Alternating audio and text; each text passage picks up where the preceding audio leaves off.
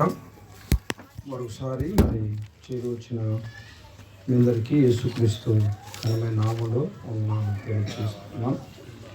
2 దినాల కూడికలో ఈ రీతిగా మీ మధ్య చేరడం నేను చాలా సంతోషంగా భావిస్తూ ఉన్నాను. మరి అంతేకాకుండా దేవుని దాసులు పెద్దలు మరి ప్రేమానందం అంకులు వారి పిలుపు మేరకు మీ మధ్యకు రావడానికి ప్రభు చూపిన కృపను బట్టి ప్రభుని స్తుతిస్తున్నాం. అంతేకాకుండా మన ప్రియులు శ్రీకాంత్ అన్నను చూడడం కూడా చాలా సంతోషం.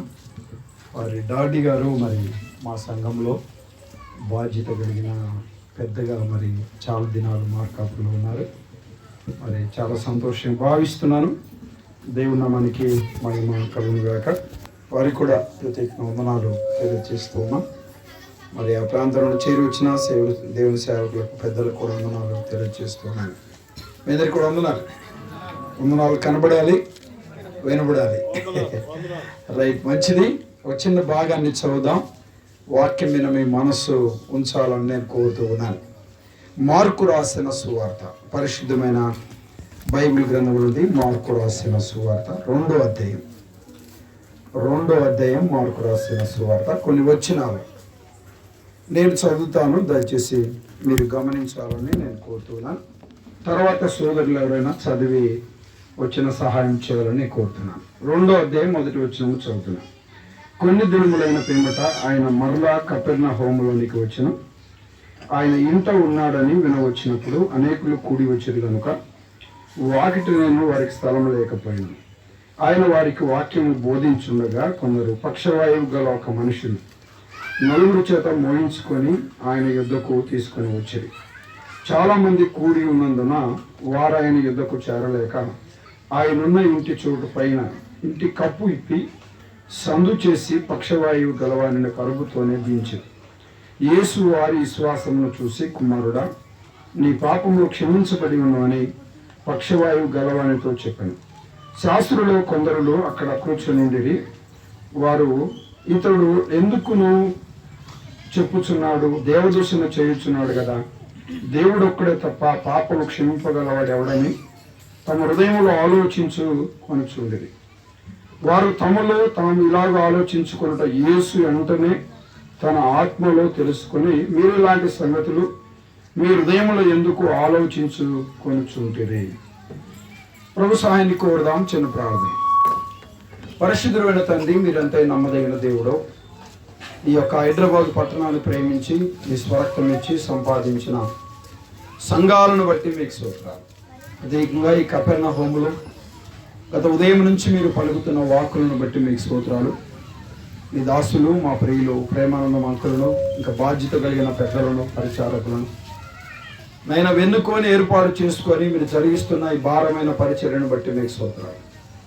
తలుపుడైన నేను కూడా మరి మా ప్రియులతో కలిసి మీ మాటలు పంచుకోవడానికి మీరు చూపిస్తున్న కృపను బట్టి మీకు స్తోత్రాలు. ఈ రాత్రి సువార్త కూడికలో నీ మాటలు వినాలని ఆశపడుతున్నగా కనికరించారు. మాతో మీరు మాట్లాడి మహిమ, ఘనత, ప్రభావాలు మీరు పొందాలి. దేవా, నిత్య జీవానికి నిర్ణయించబడిన వారిని ఒక్కరినైనా ఈ రాత్రి నీ కృపలో ముందుకు తీసుకొని రమ్మని ముందున్న సమయం నీ చేతికి అప్పగిస్తూ యేసుక్రీస్తు ఘనమైన నామమున స్తోత్రం చెల్లించి ప్రార్థన చేసేటికి వేడుకుంటున్నాము తండ్రి. ఆమేన్. ఆమేన్ అని చెప్పండి అందరూ. ఆమేన్. రైట్, మంచిది. దేవుని వాక్యమైన మనస్సు ఉంచాలని నేను కోరుతూ ఉన్నాను. పిల్లారా, మనం చదువుకున్న ఈ భాగం మరి మార్కు రాసిన సువార్త 2వ అధ్యాయంలో మరి సందర్భం మనం ఎరిగిన సందర్భమే. సహజంగా పెద్దలు, అనుభవం కలిగిన వారు, మరి సేవకులు, పెద్దలు, పరిచారకులు, విశ్వాసులు సైతం అనేక పర్యాయములు చదివి ఉండవచ్చు. మీరు కూడా ఈ లేఖన భాగాలను బోధించి ఉండవచ్చు. కానీ దేవుడు నా మనసులో పెట్టిన కొన్ని మాటలు మీ ముందుకు తీసుకొని రావాలని ప్రభు ఆత్మ సహాయంతో నేను ఇక్కడ నిలబడి ఉన్నాను. మీ సంఘం పేరు ఇక్కడ ఉంది, గుర్తించారా? కొన్ని దినములైన పిమ్మట ఆయన మరలా కపెర్నహూములోనికి వచ్చారు. చూశారండి? మరి ఏటేటా కపెర్నహూములో మీటింగ్స్ జరుగుతూ ఉన్నాయి.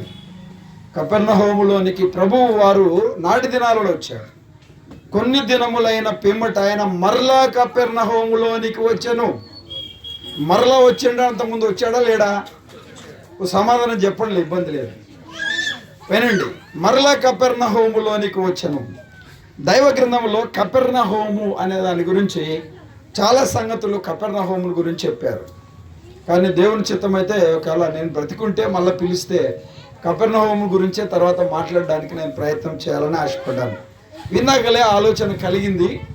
మరి కొన్ని చూశాను, కొన్ని పరిస్థితులు. సరే, దేవుడు ఇక చిన్న మాట నాకు గుర్తు చేశాడు.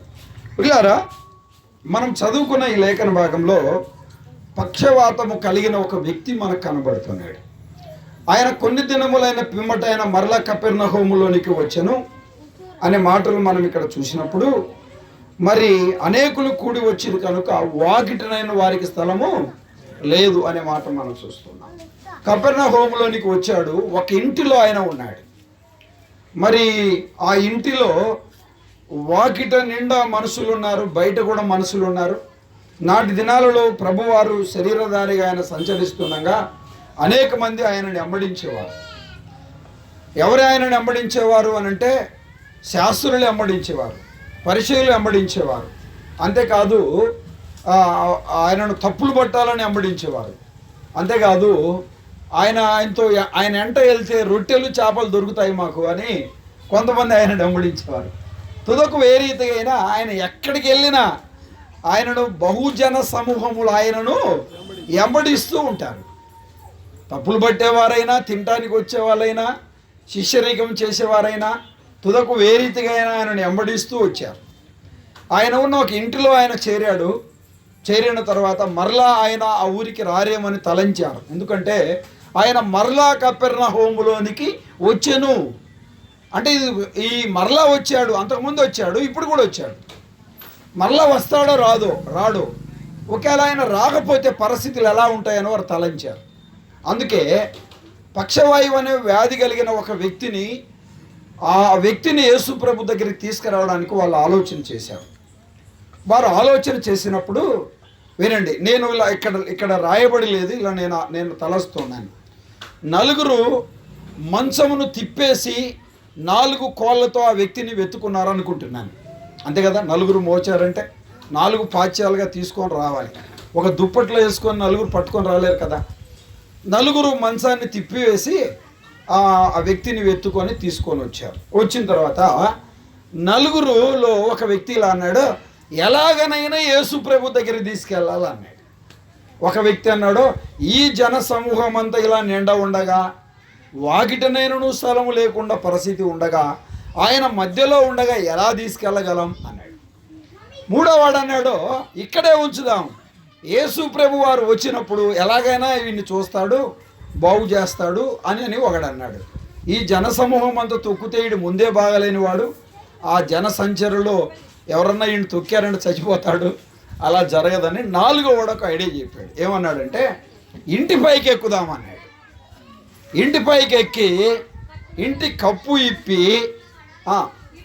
ఈయన కింద పెడదాము, కింద పెట్టి నలుగురం పైకి ఎక్కుదాము, కప్పు ఇప్పుదాం, మళ్ళీ కిందికి వద్దాం, ఈయన ఎక్కడికి ఎత్తకపోదాం, ఇంటి పైకి ఎత్తకపోదాం, జాగ్రత్తగా యేసు ప్రభు ఉన్న స్థలంలో చక్కగా నలుగురం పట్టుకొని దింపుదాం, బాగు చేస్తాడు యేసు ప్రభు, బాగుపడిపోతాడని చెప్పారు.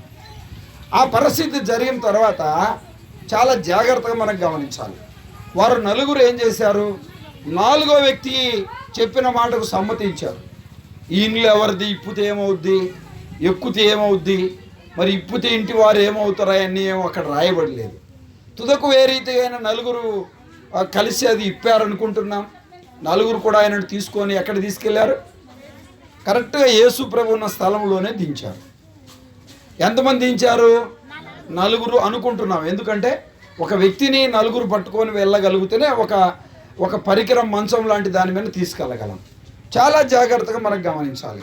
5వ వచనం చదువుతారా, యేసు వారి విశ్వాసమును చూసి, ఏం చూశాడంట, యేసు వారి విశ్వాసమును చూసి. వీడికున్న వ్యాధి ఏంటి, అందరు చెప్పండి, ఏంటి, పక్షవాతం.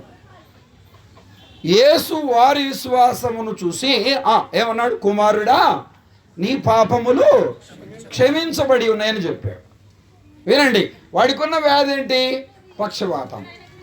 ఎవరి విశ్వాసాన్ని చూశాడు, దించిన వారి విశ్వాసం చూశాడు. ఎవరితో మాట్లాడుతున్నాడు, వ్యాధి కలిగిన వ్యక్తితో మాట్లాడుతున్నాడు.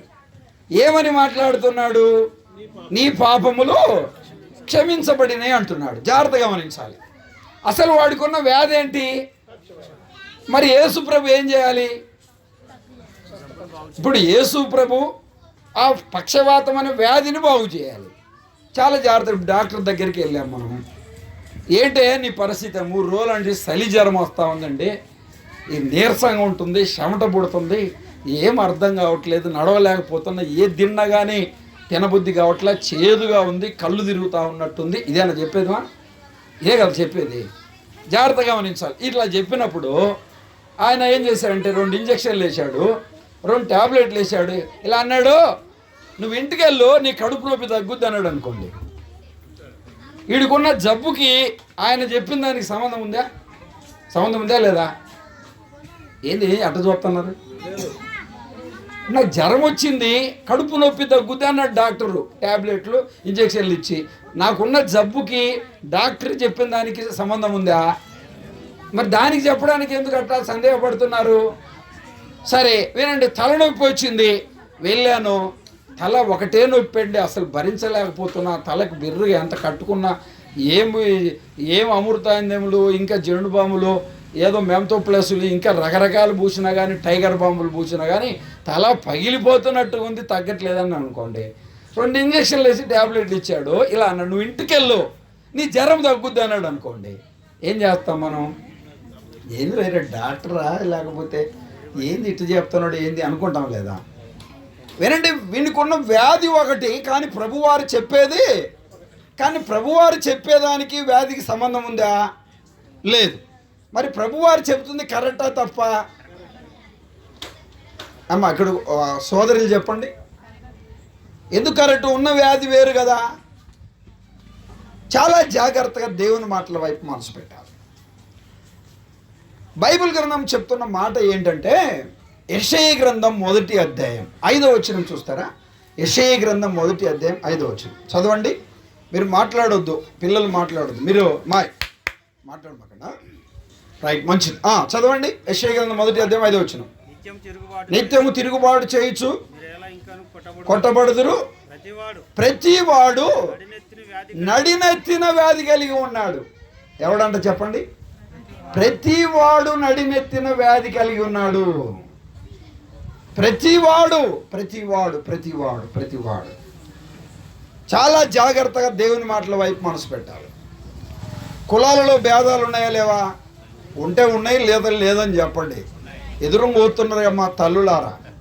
కులాలలో భేదాలు ఉన్నాయా లేవా? వర్గాలలో భేదాలు ఉన్నాయా లేవా? పార్టీల్లో భేదాలు ఉన్నాయా లేవా? ఆహారాల్లో భేదాలు ఉన్నాయా లేవా? వస్తువుల్లో భేదాలు ఉన్నాయా లేవా? మనుషుల్లో భేదాలు ఉన్నాయా లేవా? తినే పదార్థాల్లో భేదాలు ఉన్నాయా లేవా? కానీ బైబిల్ చెబుతున్న మాట, ప్రతివాడు నడినెత్తిన వ్యాధి కలిగి ఉన్నాడు. ప్రతివాడు నడినెత్తిన వ్యాధి కలిగి ఉన్నాడు. రోమిలకు రాసిన పత్రిక 3వ అధ్యాయం 23వ వచనం చూస్తారా? ఏ భేదమును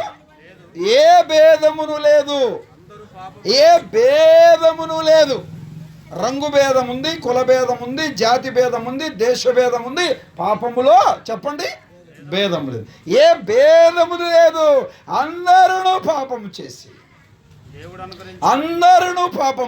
అమ్మ వినండి, పాపం అనగేమి? ఆజ్ఞాతిక్రమమే పాపం. పాపం అనగా ఏమి? మేలైనది వెరిగి అలా చేయకపోవడమే పాపం. పాపం అనగా ఏమి? ఏది నిజమో దాన్ని అబద్ధంగా భావించడమే పాపం. చాలా జాగ్రత్తగా గమనించాలి. ఏ భేదములు లేదు, అందరూ పాపం చేసి. చాలా జాగ్రత్తగా దేవుని మాటల వైపు మనసు పెట్టాలి. నా ప్రియ తల్లిదండ్రులారా, నా ప్రియ మేధావులారా, నా ప్రియ గ్రామస్తులారా, ప్రభు పేరిట ఒక సేవకుడిగా ఈ రాత్రి ఈ మాటలను తెలియజేస్తున్నా మైక్ ద్వారా వింటున్న వారు, మరి దూర ప్రాంతంలో ఉన్నవారు ఆలోచన చేయాలి. ప్రతివాడు నడినెత్తిన వ్యాధి కలిగి ఉన్నాడు. పాపములు ఏమి లేదు, భేదము లేదు. ఇంకా మీకు అర్థం కావాలా? రండి 51వ కీర్తన 5వ వచనం చదువుతారా? 51:5 చదవండి. 51:5 నేను పాపములో పుట్టిన వాడను, పాపములోనే నా తల్లి నన్ను గర్భము ధరించింది. అమ్మా వినండి, తలలు పైకెత్తండి. తల్లి గర్భములో నుండి కాకుండా వేరే రీతిగా పుట్టిన వారు ఎవరైనా ఉన్నారా? లేదు. మనం తల్లి గర్భంలో నుండి పుట్టాం. బైబిల్ ఏం చెప్తుంది? మనము పాపులమని చెప్తా ఉంది. సరే, ఇంకో మాట చూడండి. ప్రసంగి ఏమన్నాడు? మహాజ్ఞాని అయిన సొలొమోను ప్రసంగి గ్రంథం 7వ అధ్యాయం 20 వచనం చదువుతారా? 7:20 ప్రసంగి గ్రంథం 7వ అధ్యాయం 20 వచనం చూడండి. 7వ అధ్యాయం 20 వచనం. పాపము చేయక మేలు చేయుచుండు నీతిమంతుడు భూమి మీద ఒక్కడు కూడా లేడు. ఎక్కడ లేడంట? భూమి మీద లేడు. వినండి, ఇంకో రెండో ప్రశ్న. మనం ఎక్కడున్నాం? భూమి మీదే ఉన్నాం. భూమి మీద ఉంటే మనం ఎవరమని బైబిల్ చెప్తుంది? తల్లి గర్భంలో నుండి పుట్టితే ఎవరని బైబిల్ చెప్తుంది? ఏ భేదము లేదు. అన్ని కులాల వారు, అన్ని మతాల వారు, అన్ని జాతుల వారు, అన్ని పరిస్థితులలో ఉన్నారు. ఏ భేదము లేదు. అందరూ పాపం చేసి దేవుడు అనుగ్రహించి మహిమను పొందలేకపోతున్నాడు. పిల్లారా, మొదటి మానవుడైన ఆదాము ఆజ్ఞాతిక్రమించాడు. ఆ పాపము మానవుల మీద వేలుబడి చేస్తుంది. పిల్లారా, మానవుడు పాపంలో పుట్టాడు, పాపంలో జీవిస్తున్నాడు, పాపంలో బ్రతుకుతున్నాడు, పాపంలో మరణిస్తూ ఉన్నాడు. పిల్లారా, పాప పరిహారాన్ని గుర్తెరగకుండా మరణిస్తున్నాడు. పాప ప్రాయశ్చిత్తము గుర్తెరగకుండా మరణిస్తున్నాడు. అందుకే ఇలా ప్రభువారు అంటున్నాడు, వారి విశ్వాసమును చూసి, అంటే వినుటిని చూశాడు, ఐకమత్యాన్ని చూశాడు, వేక మనసును చూశాడు, వేక హృదయాన్ని చూశాడు. అరే ఏంటి వీరు? ఈ వ్యాధి ఈ వ్యక్తి బాగుపడాలని, ఈ వ్యక్తి బాగుపడాలని వీరికున్న వినుటి చాలా గొప్పది. ఎంతో ప్రయాసపడ్డారు, తీసుకొని వచ్చారు. అందుకే వారిని గురించి ఏమన్నాడు? వారి విశ్వాసమును చూసి అన్నాడు. ఏం చూశాడు ప్రభు? వారి విశ్వాసము చూశాడు. ఈ వ్యక్తితో ఏమంటున్నాడు? కుమారుడా, నీ పాపములు క్షమించబడ్డాయి. వినండి, అక్కడ ఏమంటున్నారు వారు? 7వ వచనం చదువుతారా? 7వ వచనం ఆ మాట చెప్తున్నా కానీ వారు ఏమంటున్నారు? చెప్పుచున్నాడు, దేవదూషణ చేయుచున్నాడు కదా. దేవుడు ఒక్కడే తప్ప పాపాలు క్షమించే అధికారం కలిగిన వ్యక్తి ఎవరు? దేవుడే. పాపాలు తీసివేయగలిగిన వ్యక్తి ఎవరు? దేవుడే. పాపాలు పరిహరించగలిగిన వ్యక్తి ఎవరు? దేవుడే. ఏమంటున్నాడు ఈయన? నీ పాపములు క్షమించబడి అంటున్నాడు. అంటే దేవదూషణ. ఎందుకు వారు అలా అంటున్నారు? ఈయన తల్లి పేరు మరియే కాదా? తండ్రి యేసేపు కాడా? బెత్లెహేము కుగ్రామంలో జన్మించిన వాడు కాదా? వడ్రంగి కులముకు చెందిన వ్యక్తి కాదా? అది వారి ఉద్దేశం. అందుకే ఏమంటున్నారు? అరే ఏంటినా దేవదూషణ చేస్తున్నాడే, పాపాలు క్షమించే అధికారం ఈయనకెక్కడిది? ప్రవక్తల ప్రవచన నెరవేర్పుగా ఈ లోకానికి వచ్చాడని దావీదు ప్రవచించాడు, ఏవేలు ప్రవచించాడని ఆ సంగతులు వారు గుర్తెరగని వారిగా ఉన్నారు. అందుకే ఆ మాటలు చెప్తా ఉన్నారు. దైవ గ్రంథం ఎంత చక్కగా చెప్తుంది. కుమారుడా, నీ పాపములు క్షమించబడినవి, నీ పాపములు క్షమించబడినని చెప్తూ ఉన్నాడు. ఇలా ఒక అద్భుతమైన మాట అక్కడ చెప్పాడు. 10వ వచనం చదువుతారా? 10వ వచనం. అయితే పాపములు క్షమించుటకు ఆ భూమి మీద మనిషి కుమారునికి అధికారం కలదు. వినండి. ఏమంటారు? సహజంగా ముళ్ళును ముళ్ళుతో తీయాలంటారు, వజ్రమును వజ్రంతో కోయాలంటారు. ఒక పాపాన్ని పరిహరించాలంటే, పాపమును తీసివేయాలంటే, పాపాన్ని కడగాలంటే పాపము లేని ఒక దైవం కావాలి, పాపము లేని ఒక దేవుడు కావాలి. ఆలోచన చేయండి నా ప్రియ తల్లిదండ్రులారా. దైవ గ్రంథం ఎంత చక్కగా చెప్తుంది. పిల్లారా గమనించాలి. అయితే పాపములు క్షమించుటకు భూమి మీద మనిషి కుమారునికి అధికారము కలదు. ఎవరైనా అధికారి, పాపములు తీసివేసే అధికారి, పాపాలను క్షమించే అధికారి అని మాత్రం మనం చూస్తున్నాం. ఆయన వడ్లవాని కుమారుడిగానే చూస్తున్నాడు. తల్లి మరి అనే సంగతిని చూస్తున్నారు. యేసేపు యెహోను అనబడిన వారి సహోదరులు కదా అనే చూస్తున్నారే తప్ప ఆయన ఒక దైవముగా, ఆయన సృష్టికర్తగా, ఆయన మానవాకారంగా, మానవ పోలికతో రక్తమాంసములు గలవాడిగా 2024 సంవత్సరాల కిందట రక్తమాంసము గలవారిని విడిపించుటకు, రక్తమాంసము గలవారిని రక్షించుటకు ఆయన కూడా రక్తమాంసంలో పాలివాడైన సంగతిని వారు మరిచిపోయారు. అందుకే అన్నారు, గాలి ఆగిపోయినప్పుడు, సముద్రాన్ని ఆపినప్పుడు ఈయన ఎవరు? గాలియు సముద్రమేనకు లోబడుచున్నది అని చెప్పారు. ఎన్నడు పిల్లలు గమనించాలి, ఆశ్చర్యపోయారు. ఆయా సందర్భాలను చూసి వారు ఆశ్చర్యపోయినట్టుగా మనం చూస్తూ ఉన్నాం. పిల్లలు చాలా జాగ్రత్తగా గమనించాలి. పాపాలు క్షమించే అధికారం కలిగిన వాడు పాపము లేని దైవం ప్రభు అయిన యేసుక్రీస్తు అనే సత్యాన్ని గమనించాలి. ప్రభు అయిన యేసుక్రీస్తుని గురించి దైవగ్రంథం ఏం చెప్తా ఉంది అని అంటే, వినండి పిల్లారా, యోహాను రాసిన సువార్త 8వ అధ్యాయం 46వ వచనంలో ఇలా ఉంది, నా యందు పాపమున్నదని మీలో ఎవరు శాపిస్తారు అని చెప్పాడు. ఎవరు శాపిస్తారని చెప్పాడు. నా యందు పాపమున్నదని మీలో ఎవరు శాపిస్తారని చెప్పాడు. ఆయనలో ఏమీ లేదు చెప్పండి, పాపము లేదు, పాపము లేదు. తన నోటితో తానిచ్చిన సాక్ష్యం, తన నోటితో చెప్పండి తానిచ్చిన సాక్ష్యం. ఎబ్రీ గ్రంథకర్త ఏం చెప్తున్నాడు? ఎబ్రీలకు రాసిన పత్రిక 7వ అధ్యాయం 26వ వచనం, పవిత్రుడును నిర్దోషి నిష్కల్మషుడును పాపుల్లో చేరక ప్రత్యేకంగా ఉన్నవాడు, ఆకాశ మండలము కంటే మిక్కిలి ఎచ్చైన వాడు, సర్వలోక మానవాలు పాపాలు క్షమించడానికి సరిపోయిన వాడు. ఎవరైనా పరిశుద్ధుడు, ఎవరైనా పవిత్రుడు, ఎవరైనా నిర్దోషి, ఎవరైనా నిష్కలంకుడు, పాపుల్లో చేరక ప్రత్యేకంగా ఉన్నవాడు. నా ప్రియ తల్లిదండ్రులారా, ఆలోచన చేయాలి, ఆలోచన చేయాలి. యేసు ప్రభు పరిశుద్ధుడండి, యేసు ప్రభు పవిత్రుడండి, యేసు ప్రభు నిర్దోషి అండి, యేసు ప్రభు నిష్కలంకుడండి, యేసు ప్రభు పాపుల్లో చేరక ప్రత్యేకంగా ఉన్నవాడు, ఆకాశ మండలము కంటే మిక్కిలి ఎచ్చైన వాడు. మిక్కిలి ఎచ్చైన వాడు ప్రభు అయిన యేసుక్రీస్తు. నాటి గవర్నర్ ఇచ్చిన స్టేట్మెంట్ చూస్తారా? చూడండి, యోహాను రాసిన సువార్త 19వ అధ్యాయం. రండి, యోహాను రాసిన సువార్త 19వ అధ్యాయం 1వ వచనం చదువుతారా? పిలాతు పట్టుకొని కొట్టించి అల్లి పెట్టి తొడిగించి వచ్చి చెప్పి కొట్టిరి. వచ్చి ఈయన యందు ఏ దోషము నాకు ఎవరు ఇస్తున్నారు ఈ మాట? నేను నాటి గవర్నర్ ఇస్తున్నాడు. ఈయన యందు ఏ ద్వేషము నాకు కనబడట్లేదు. అదే వండర్ స్టేట్మెంట్ అండి. పౌలు గారు ఇచ్చారు. ఆయన పరిశుద్ధుడు, ఆయన పవిత్రుడు, ఆయన నిర్దోషి, ఆయన నిష్కల్మషుడు.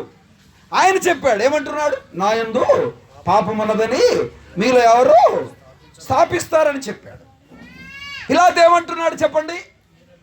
ఈయన యందు ఏ దోషము నాకు, ఎందుకు ఆయనను సిలువ వేయాలి, ఎందుకు ఆయనను సంహరించాలి, ఎందుకు ఆయనను చంపాలి? ఏ నేరం లేదే, ఏ తప్పు లేదే, ఏ పాపం లేదే. ఆలోచన చేయాలి. వినండి, 6వ వచనం చదువుతారా? 6వ వచనం. ఆయనను చూచి కేకలు వేయగా ఏ దోషము నాకు కనబడలేదు గనుక అమ్మా ఆయన యందు ఏ దోషము నాకు కనబడలేదు. ఇలా చెప్తా, వినండి, మీకు తెలిసిన మాటలు చెప్తా. మన అసెంబ్లీ వాళ్ళకు ఉన్న విధానం ఏంటంటే ప్రతి దానికి లేఖనం లేఖనం లేఖనం అట్లా అలవాటు అయిపోయింది అంతే. వినండి పిల్లారు, గమనించాలి. పిలాతు భార్య ఏం చెప్పింది? ఆ నీతిమంతుని జోలికి నువ్వు వెళ్ళొద్దు అంటే పిలాతు భార్య ఏమంది? ఆయన నీతిమంతుడు. పిలాతు నీళ్ళు తెమ్మని చెప్పి ఆ దోషము మా మీద మా పిల్లల మీద ఉండునుగా కానీ ఇశ్రాయేలు ప్రజలు చెప్తే ఏమన్నాడు పిలాతు? ఈ నీతిమంతుని విషయంలో నేను నిరపరాధిని. ఏనండి, ఆయన అప్పగించిన ఇస్కరియోతు యూదా ఏం చెప్పాడు? నిరపరాధి రక్తమును అప్పగించాను. ఇంతకంటే ఆధారం ఏం కావాలండి? ఆయన ఎవరు? నీతిమంతుడు. ఆయన ఎవరు? పరిశుద్ధుడు. ఆయన ఎవరు? పవిత్రుడు. ఆయన ఎవరు? నిర్దోషి. ఆయన ఎవరు? నిష్కలంకుడు. పిల్లలు గమనించాలి. ఇంకా ఆయన గురించి కావాలి మాట అని అంటే ఆలోచన చేయాలి. మత్తయి రాసిన సువార్తలోనికి వస్తారా? దేవుని మాటల వైపు మనసు పెడదాం. పిల్లలు గమనించాలి. మత్తయి రాసిన సువార్త దైవ లేఖన భాగంలో ఆలోచన చేద్దాం. మత్తయి రాసిన సువార్తలో ఒక మాటను మనం చూసుకొని ముందుకు సాగాలని ఆశపడుతూ ఉన్నాను. పిల్లలు చూడండి, మత్తయి రాసిన సువార్త చూడండి, ఆ మాట చూడండి, 2వ అధ్యాయం. మత్తయి రాసిన సువార్త 2వ అధ్యాయం మొదటి వచనం చదువుతారా?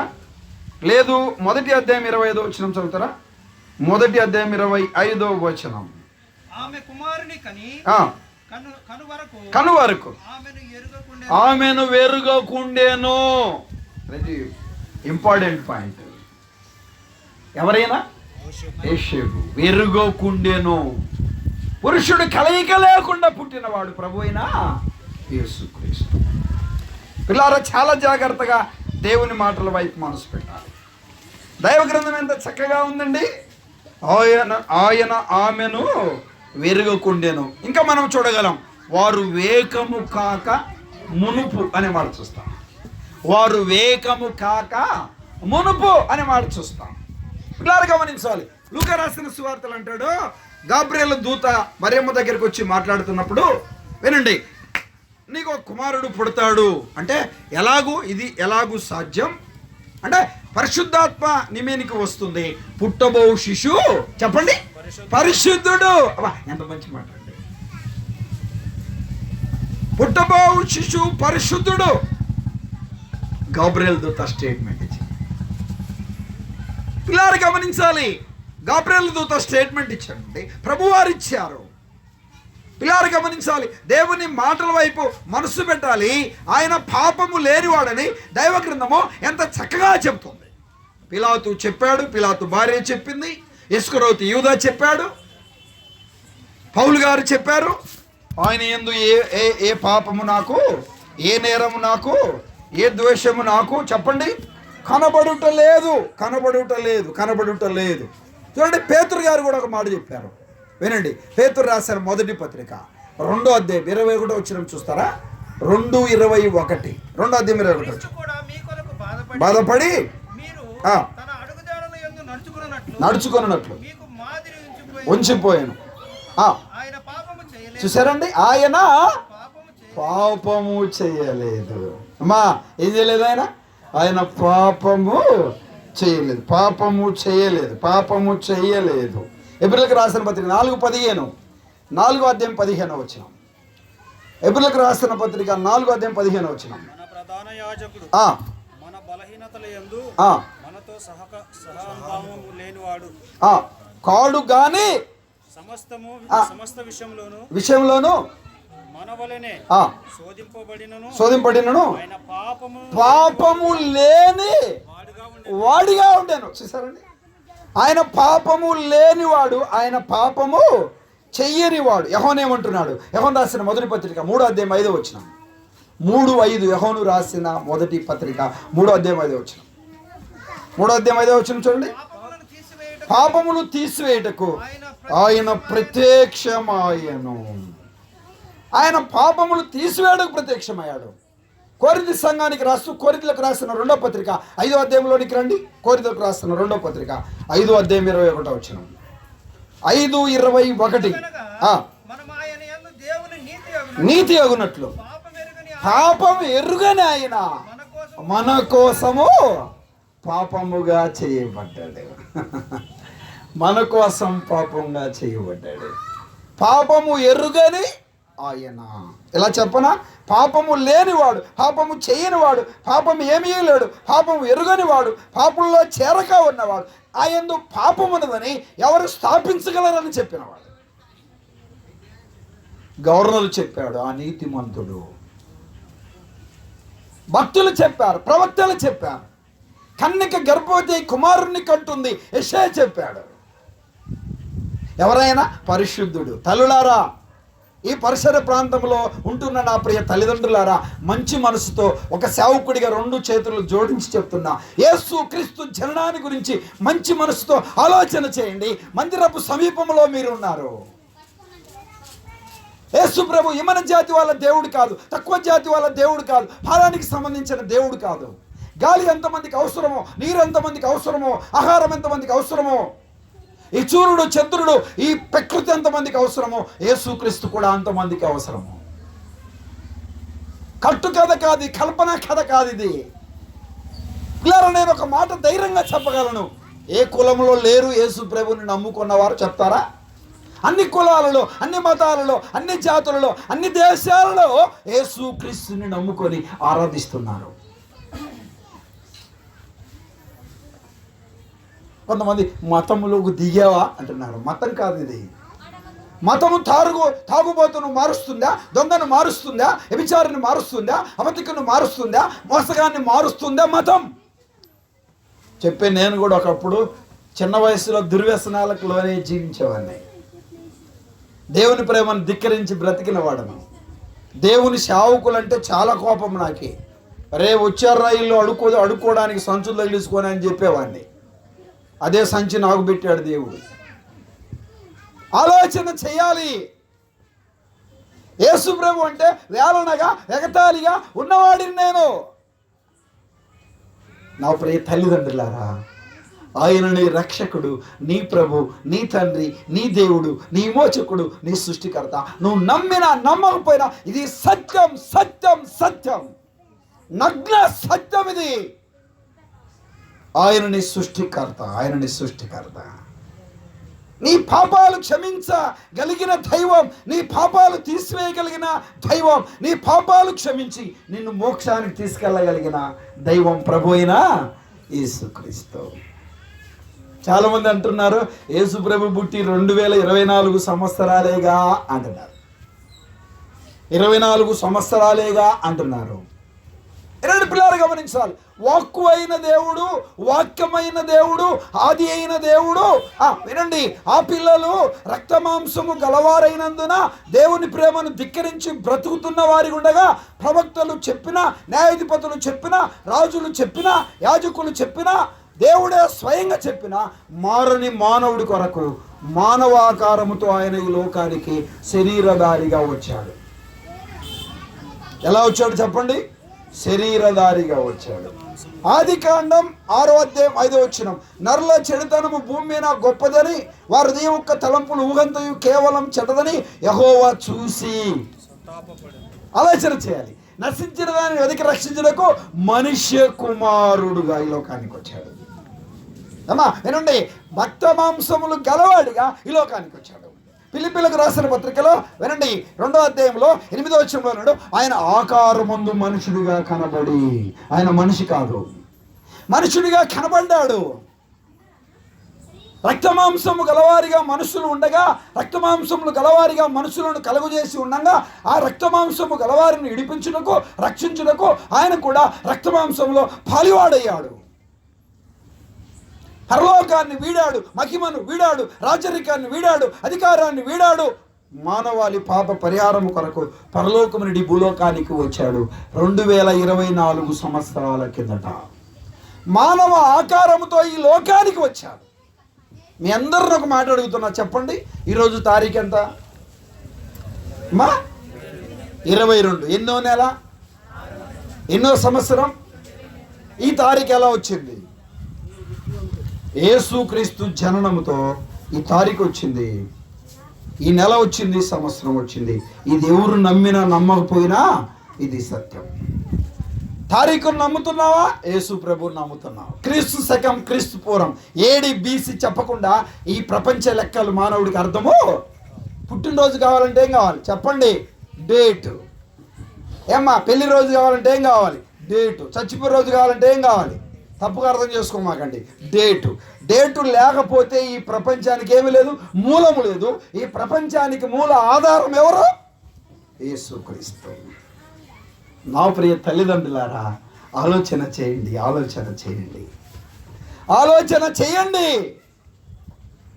2024 సంవత్సరాల కిందట మానవ ఆకారంతో, మానవ పోలికతో, రక్తమాంసములు గలవారిగా పరలోకం నుండి భూలోకానికి వచ్చాడు. ఎబ్రీయులకు రాసిన పత్రికలో 2వ అధ్యాయంలో ఆయన 12, 13, 14 వచనంలో చెప్పినట్టు ఆ పిల్లలు రక్తమాంసము గలవారైనందున రక్తమాంసము గలవారిని విడిపించుటకు ఆయన కూడా రక్తమాంసములో పాలివాడయ్యాడు.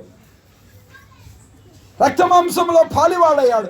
మానవ ఆకారముతో ఈ లోకానికి వచ్చాడు. దేవుని మాటల వైపు మనసు పెట్టాలి. పరలోకం నుండి భూలోకానికి వచ్చాడండి. నశించి నిత్య నరకాగ్నికి వెళ్ళకూడదని, అగ్నిగుండానికి వెళ్ళకూడదని, వేదన, దుఃఖము, బాధ, నిట్లూర్పు కలిగిన వారిగా ఉండకూడదని, ఆ పరలోక రాజ్యంలో ప్రవేశించాలని, ప్రేమ కలిగిన దేవుడు ఆ తన కృపను, తన కాపుదలను, భద్రతను మనకి ఇవ్వాలని ఈ రాత్రి ఈ కూడికల వలన ఈ మాటలు ప్రభు వినిపిస్తూ ఉన్నాయి. పిల్లారా గమనించాలి. అందుకే ఆ వ్యక్తితో ఇలా చెప్పాడు, కుమారుడా నీ పాపములు క్షమించబడ్డాయి. ఆ వ్యక్తి పాపాలు క్షమించాడు, తర్వాత వ్యాధిని బాగు చేశాడు. అది నెక్స్ట్ ఆప్షన్. ముందేం బాగు చేశాడు? పాప రోగం. అన్ని రోగాల కంటే మించిన రోగం ఏంటి? పాప రోగం. అన్ని రోగాల కంటే ఆ ఘోరమైన రోగం ఏంటి? పాప రోగం. ఏంటంటే పిల్లలు, పాపరోగం, పాపరోగం, పాపరోగం. ఇప్పుడు మిమ్మల్ని ఒక మాట అడుగుతా, మనసు బాగలేదు అంటున్నారు, ఎట్లుంటుంది అది చూపిస్తారా? సరే, మీకు ఇంకో ప్రశ్న అడుగుతా. మామిడికాయ ఎలా ఉంటుంది? తీయగా ఉంటుంది. తీయగా అంటే ఎలా ఉంటుంది?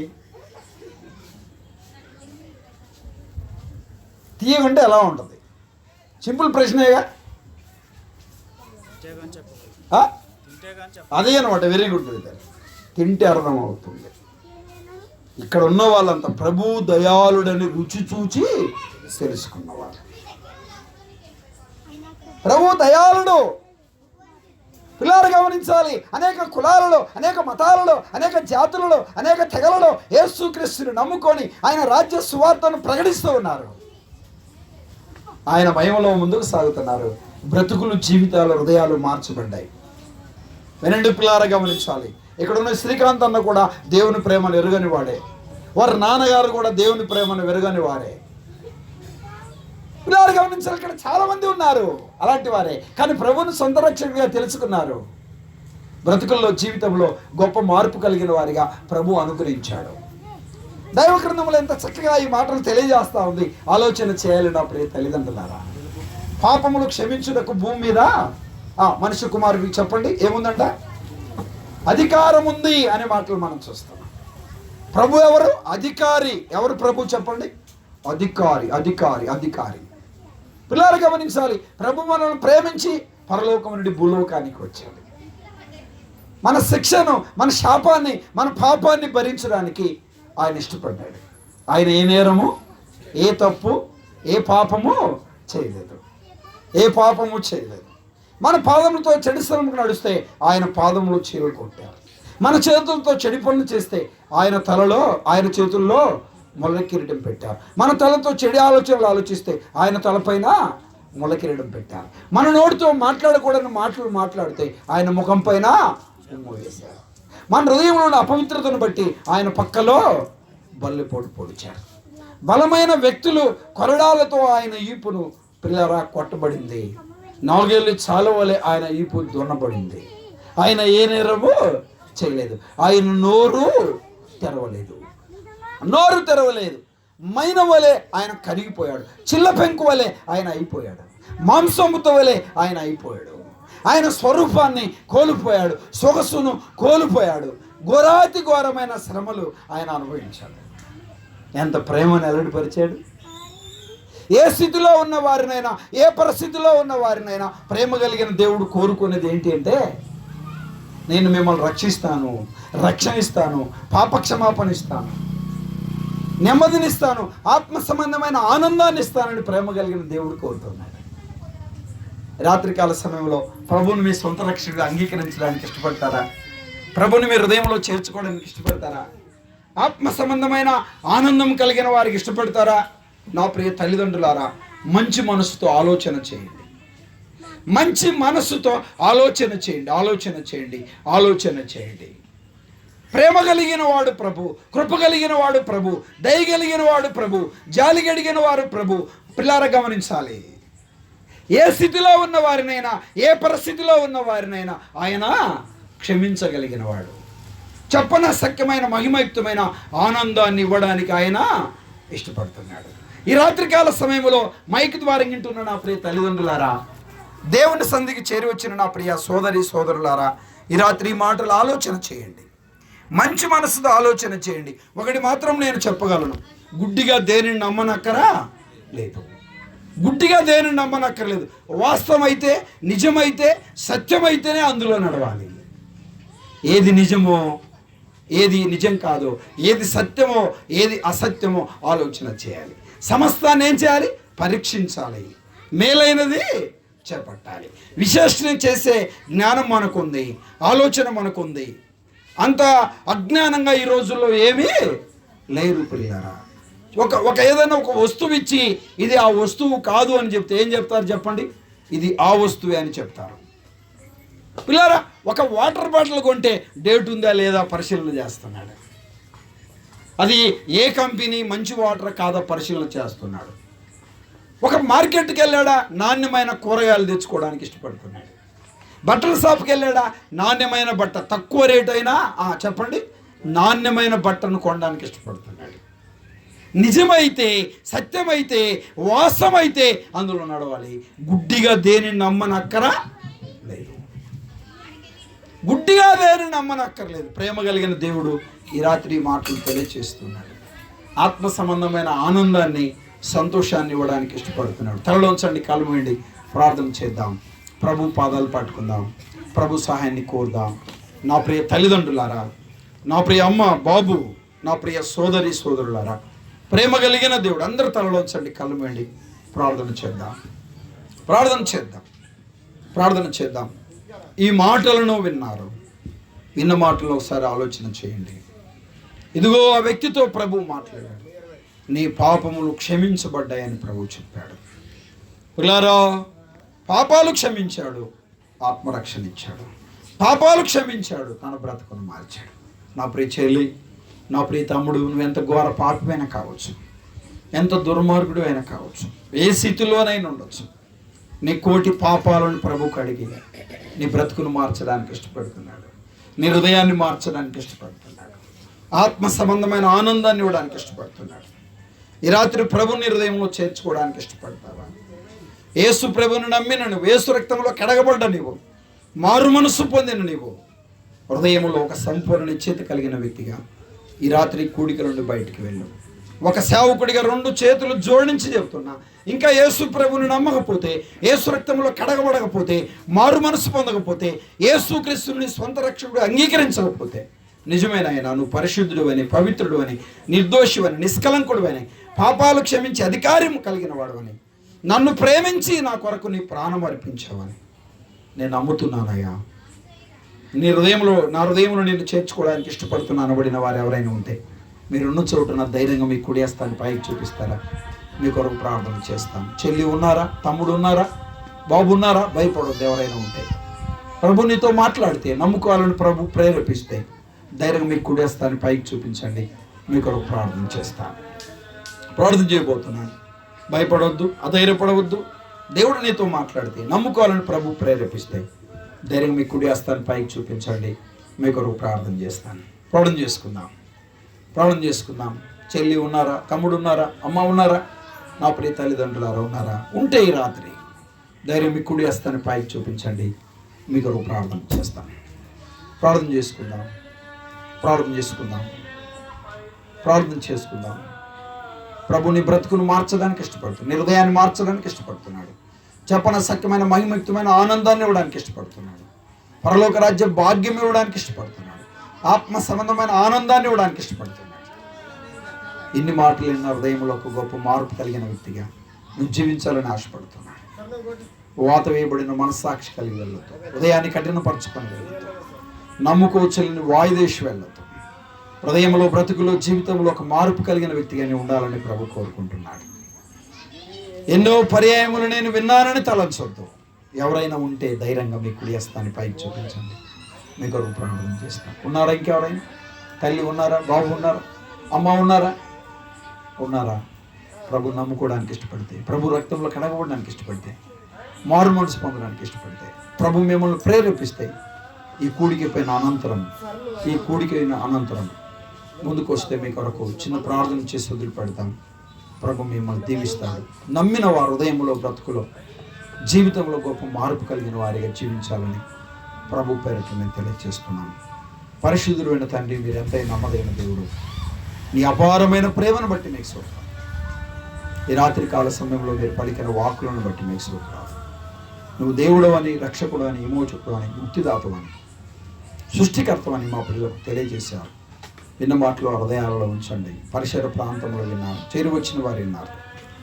ఎవరు కూడా నీ మాటల పట్ల, నీ వాక్యం పట్ల శ్రద్ధ కలిగిన వారు ఉండగా నీ ప్రేమను గుర్తెరిగి ఆత్మరక్షణ పొంది మీరు అక్కడ సిద్ధపడడానికి సాధించండి. అపక్షవాతం అనే వ్యాధి కలిగిన వ్యక్తిని మీరు బాగు చేశారు, ఆత్మరక్షణ ఇచ్చారు, పరలోక రాజ్య భాగ్యాన్ని ఇచ్చారు. ఇంకెవరైనా పొందని వారిని పొందడానికి సాధించండి, పొందిన వారిని బలపరచమని. తిరిగి కార్యక్రమాన్ని దాసులు నడిపిస్తున్నాగా మీరే మాట్లాడి మయంపరచబడమని యేసుక్రీస్తు ఘనమైన నామములో స్తోత్రం చెల్లించి ప్రార్థన చేసేడికి వేడుకుంటున్నాము తండ్రి. ఆమేన్.